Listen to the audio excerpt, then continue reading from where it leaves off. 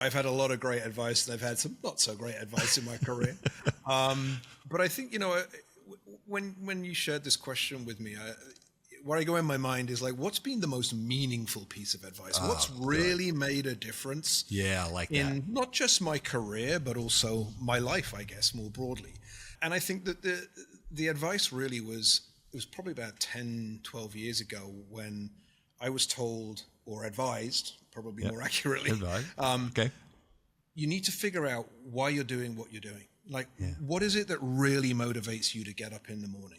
I love that. Because, you get to a point in your career where you're working really hard, you're having an element of success, you're at that inflection point in your career where you're taking on more and more, your teams are growing, your responsibility is growing, and you can actually forget why you're really doing what you're doing because you're so wrapped up in the day-to-day of everything and the responsibility and the pressure that comes with that.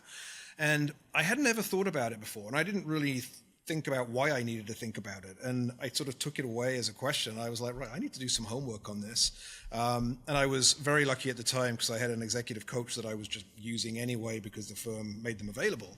Yep. And so I started working with her, and I said, I've got this really big question that I was advised I needed to answer. Who asked you the question, Alec? Can you say, like, not the person, but like, what was their relationship? It was my CMO at the time.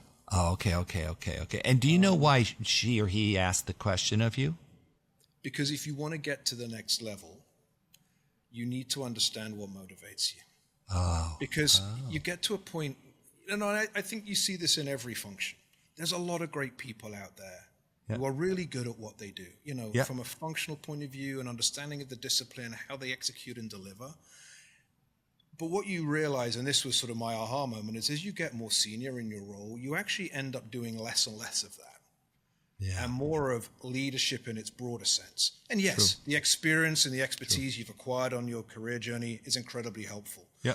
And it's great when you're sitting with teams and you can ask more informed questions, you can share advice and give some thoughts.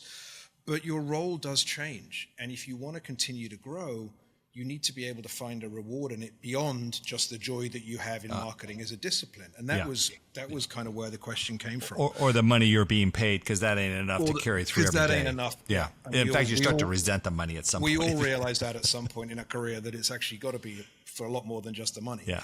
And so I did the work with the executive coach around, what is it that motivates me? And actually what was fascinating about the journey, and this is why I think it was the most meaningful piece of advice I was given, is we didn't start in the context of my working life and my career. We started in my life, my personal life. Yeah.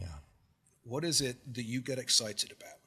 Show me the real excitement, Alex, not the corporate excitement because you're suddenly on a stage and you've got to be, it's like, what really excites you? And it was fascinating sort of unpacking the things in my personal life that motivate me, but then parlaying them into, so what does that look like in the corporate world for you? And, long story short, where I ended up was with a purpose statement or a motivating statement for myself, which is all around what motivates me and excites me, which is creating an environment where my team can do their very best work, achieve ambitious goals, and do so while growing and developing themselves, but in an environment where they feel respected, valued, and recognized.